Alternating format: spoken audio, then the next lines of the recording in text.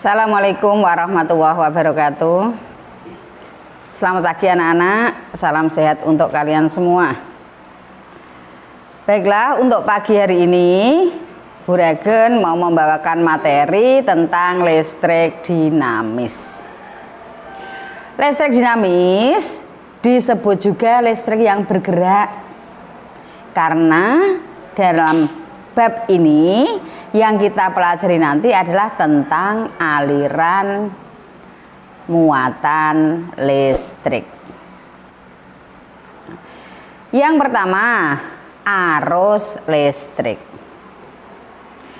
Arus listrik yaitu aliran muatan listrik. Arus listrik mengalir dari potensial tinggi ke potensial rendah, atau dari kutub positif ke kutub negatif. Nah, sebagai contoh, kalau saya gambarkan,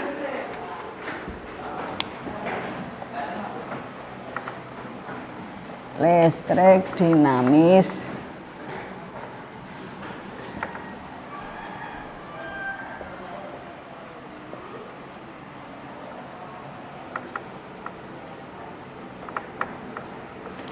jika ini merupakan muatan positif, kemudian di sini ada muatan negatif, dihubungkan dengan kawat penghantar, maka akan terjadi aliran muatan listrik.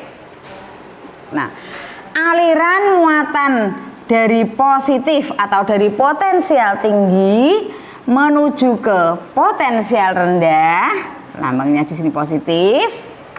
Ini dinamakan aliran arus listrik. Dan ternyata dari arah sebaliknya di sini ada aliran muatan negatif. Arahnya berlawanan dengan aliran arus listrik. Nah, aliran ini namanya aliran elektron. Saya ulangi, jadi aliran arus listrik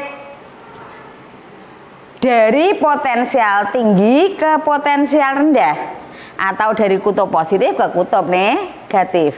Dari arah sebaliknya terjadi aliran elektron. Berarti dari kutub negatif ke kutub positif, atau dari potensial rendah ke potensial tinggi. Nah, ini potensial rendah. Ini potensial tinggi. Nah, kemudian kuat arus listrik yaitu banyaknya muatan listrik. Banyaknya muatan listrik yang mengalir tiap satuan waktu. Nah, kalau ditulis secara matematis atau ditulis rumusnya menjadi I sama dengan Q per T. I kuat arus listrik, satuannya ampere, nulisnya ampere, disingkat A. Q muatan listrik, satuannya coulomb, disingkat C. T waktu, satuannya sekon, disingkat S. Ya, saya beri satu contoh soal. Contoh soal.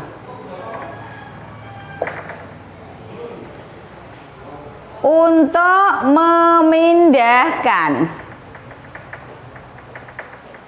muatan listrik sebesar 50 coulomb pada penghantar berarus listrik 0,5 ampere diperlukan waktu selama titik-titik.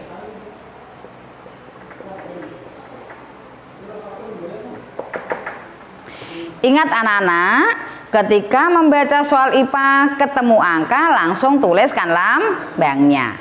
Jangan lupa untuk menjawab tuliskan rumus pokok dulu ya. Kita mulai. Untuk memindahkan muatan listrik sebesar 50 coulomb. Muatan listrik lambangnya Q. Kita tulis diketahui Q 50 coulomb. Pada penghantar berarus listrik, arus listrik I 0,5 ampere. Diperlukan waktu selama waktu T. Ditanyakan T sama dengan berapa? Jawab rumus pokok, tulis terlebih dahulu. I sama dengan Q per T. Karena yang ditanyakan T kita keluarkan. T sama dengan Q per I. Q-nya 50, I-nya 0,5. Satuannya coulomb, ini ampere. 50 dibagi setengah. 100. Coulomb per ampere sama dengan sekon. Jadi waktu yang diperlukan selama 100 sekon. Nah, oke. Di sini perhatikan satuan dari arus listrik atau kuat arus listrik ampere. Nah, tapi satuan yang lain yang lebih kecil yang sering digunakan, misalnya satuan kuat arus yang lebih kecil. Yang pertama, miliampere. Ini disingkat M kecil A besar. 1 miliampere sama dengan 1/1000 ampere. 1000 nolnya 3, maka sama dengan 1/10 pangkat 3 ampere. Nah, 1/10 pangkat 3 bisa kita balik, ini yang di bawah kita naikkan, pangkatnya tandanya kebalikan. Tadinya 10 pangkat 3 menjadi 10 pangkat min 3 ampere. Satuan yang lain, mikroampere. Nah, disingkat mu A. 1 mikroampere sama dengan 1/1 juta ampere. 1 juta nolnya 6, maka 1/10 pangkat 6. Kita naikkan menjadi 10 pangkat min 6 ampere. Ya, ini satuan-satuan kuat arus yang lebih kecil yang sering digunakan. Nah, alat untuk mengukur besarnya kuat arus namanya ampere meter. Disesuaikan dengan satuan ya. Satuan kuat arus ampere. Maka alat untuk mengukur besarnya kuat arus namanya ampere meter atau ammeter. Pemasangannya secara seri dengan sumber tegangan. Saya berikan contoh. Pemasangan ampere meter pada suatu rangkaian. Nah, ini sumber tegangannya. Ini lambang beban. Boleh lampu, setrika, kipas angin atau yang lainnya. Jadi beban yaitu alat-alat yang memanfaatkan energi listrik. Nah, pemasangan ampere meter itu secara seri, berarti dalam satu penghantar ini anak-anak jangan disambung ya. Dengan sumber tegangan ini harus seri. Maka boleh kita letakkan di sebelah sini. Nah, lingkaran dalamnya ditulis huruf A. Nah, ini cara pemasangan ampere meter secara seri. Apakah harus di sini? Tidak, contoh yang lain. Ini sumber tegangannya. Ini bebannya. Kita letakkan di sebelah sumber tegangan di sini. Boleh. Ampere meter. Nah. Atau contoh yang lain. Di sebelah beban boleh. Nah. Di sebelah beban boleh. Nah. Yang penting penghantarnya tidak sambungan. Paham ya? Kemudian yang kedua, tegangan listrik atau sering disebut dengan beda potensial. Apa itu tegangan listrik? Tegangan listrik yaitu energi yang digunakan untuk memindahkan muatan listrik dari satu titik ke titik yang lainnya. Secara matematis ditulis V sama dengan W per Q. Tegangan listrik yaitu banyaknya energi listrik yang digunakan untuk memindahkan muatan listrik dari satu titik ke titik yang lainnya. Jadi V ini tegangan listrik atau beda potensial. Satuannya volt, disingkat V. W energi listrik. Satuannya joule, tulisannya joule, disingkat J. Q muatan listrik. Coulomb disingkat C. Ya. Contoh soal. Untuk memindahkan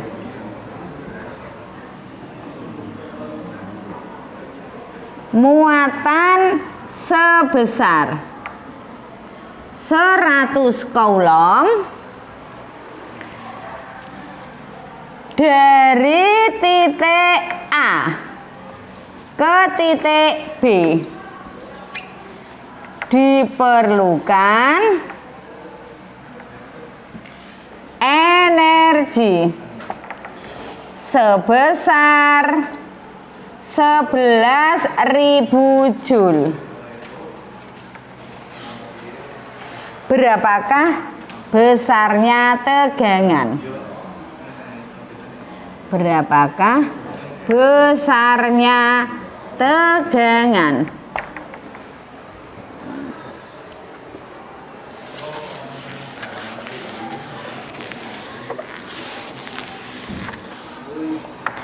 Untuk memindahkan muatan listrik, muatan Q diketahui Q 100 coulomb. Diperlukan energi W 11.000 joule. Berapakah? Ditanyakan besarnya tegangan V sama dengan berapa? Jawab V sama dengan W per Q. W-nya 11.000, Q-nya 100. Coret masing-masing nolnya 2. 110 volt. Jadi tegangan penghantar tersebut sebesar 110 volt. Kalau tadi alat untuk mengukur kuat arus yang satuannya ampere, namanya ampermeter. Maka alat untuk mengukur tegangan listrik satuannya volt. Maka alatnya namanya voltmeter. Alat untuk mengukur tegangan listrik dinamakan voltmeter. Pemasangannya secara paralel atau sambungan dengan sumber tegangan. Contoh pemasangan dalam suatu rangkaian, perhatikan baik-baik. Ini sumber tegangan, beban. Voltmeternya boleh di sini anak-anak, disambungkan pada bebannya di sini. Nah, di sini sambungan ya. Lambangnya huruf V.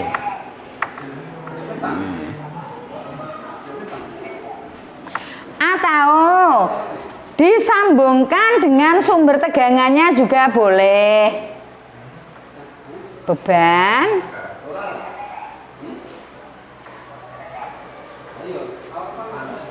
nah disambungkan di sini. Nah, sambungkan sini. Nah, ini boleh. Atau di sini juga boleh. Beban,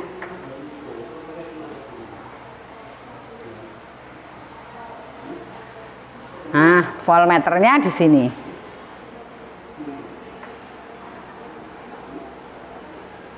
Ya, bedakan dengan ini tadi. Ini ampermeter, ini voltmeter. Kalau ampermeter secara seri, kalau voltmeter secara paralel.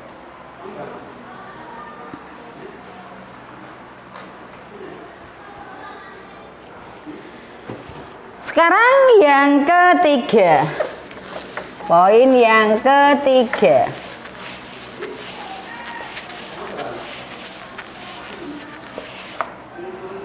Yang ketiga, hukum Ohm. Hukum Ohm dicetuskan oleh George Simon Ohm.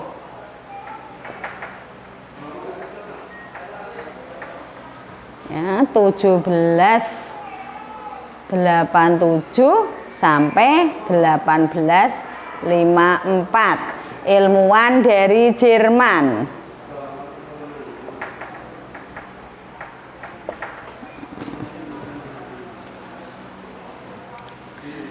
Hukum Ohm berbunyi, besarnya kuat arus yang mengalir sebanding dengan beda potensial dan berbanding terbalik dengan hambatan. Saya ulangi, hukum Ohm berbunyi, besarnya kuat arus sebanding dengan beda potensial dan berbanding terbalik dengan hambatan. Kalau ditulis secara matematis atau ditulis menggunakan rumus, menjadi I sama dengan V per R. I kuat arus, satuannya ampere. V tegangan atau beda potensial, volt. V. hambatan. Satuannya ohm. OHM tulisannya atau dilambangkan seperti ini. Nah,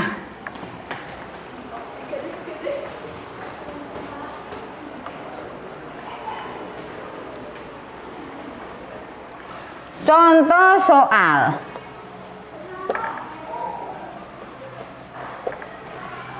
Penghentar dengan hambatan 60 ohm dialiri arus sebesar setengah ampere. Berapakah tegangan penghentar tersebut? Diketahui, ketemu angka, tuliskan lambangnya ya. Penghantar dengan hambatan. Hambatan apa? Lihat di sini. Hambatan R. 60 ohm. Dialiri arus I 0,5 ampere. Berapakah tegangan? Ditanyakan V sama dengan berapa? Jawab I sama dengan V per R. Rumus pokok tulis terlebih dahulu. Maka V sama dengan I kali R. Tinggal kita masukkan angka-angkanya. I 0,5, R-nya 60. V sama dengan 30 volt. Jadi besarnya tegangan penghantar tersebut sebesar 30 volt. Ya.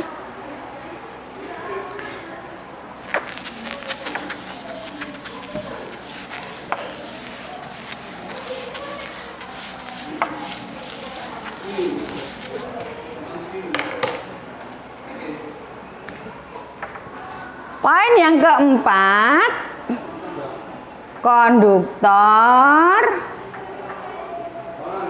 isolator, dan semikonduktor.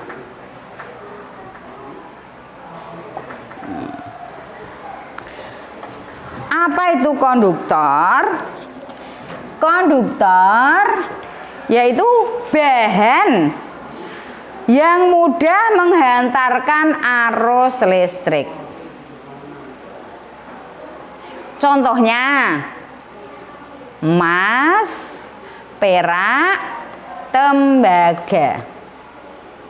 Seperti yang kalian ketahui, penghantar yang umum digunakan yaitu tembaga karena harganya yang murah, tapi bagus atau mudah menghantarkan arus listrik.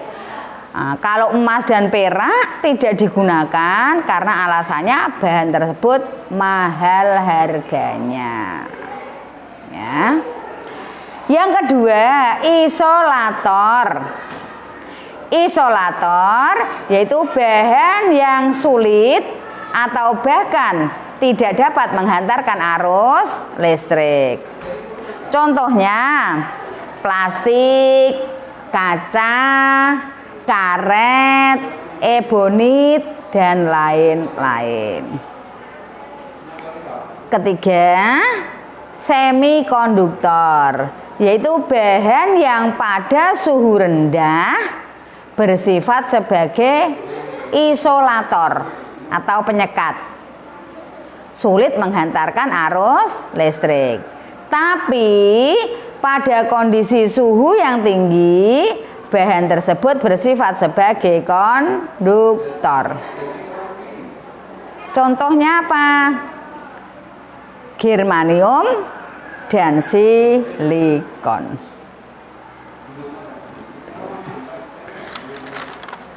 Berikutnya materi yang kelima, yaitu Hambatan pada kawat penghentar.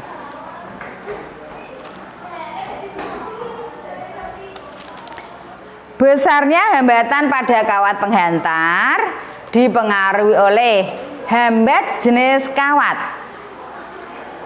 panjang kawat, dan luas penampang kawat atau ukuran kawatnya. Ya. Rumusnya R sama dengan Rho kali L per A. Nih.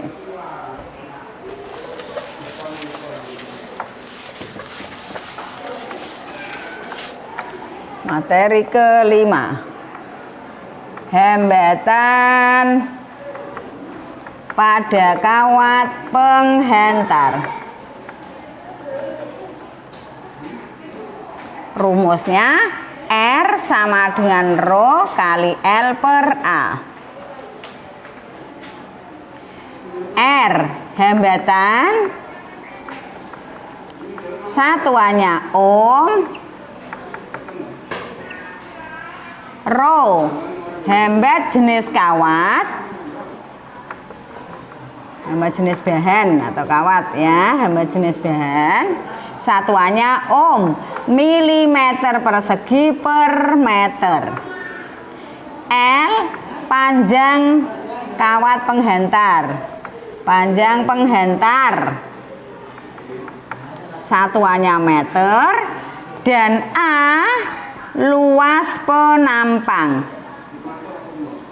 luas penampang penghentar, satuannya milimeter persegi. Nah, jadi perhatikan anak-anak, besarnya hambatan pada kawat penghentar sebanding dengan hambat jenis kawat dan panjang kawat, tetapi berbanding terbalik dengan luas penampang kawat. Artinya, dengan semakin besarnya hambat jenis kawat penghentar, hambatannya juga semakin besar. Semakin panjang kawat penghentar yang digunakan, hambatannya juga semakin besar. Tetapi jika ukuran penampangnya atau luas penampangnya semakin besar, justru hambatannya semakin kecil dan sebaliknya. Nah, untuk lebih jelasnya termasuk contoh soalnya kita lanjutkan lain waktu. Jadi untuk pertemuan hari ini kita akhiri sampai di sini. Jangan lupa belajarnya untuk materi berikutnya. Nah, untuk tugas kalian buka halaman 86. Kok 80? Halaman 89, maaf. Kalian buka halaman 89, kerjakan nomor 1 sampai 10. Ya. Saya ulangi, untuk tugasnya kerjakan soal halaman 89 nomor 1 sampai 10. Sekian dulu, terima kasih. Assalamualaikum warahmatullahi wabarakatuh.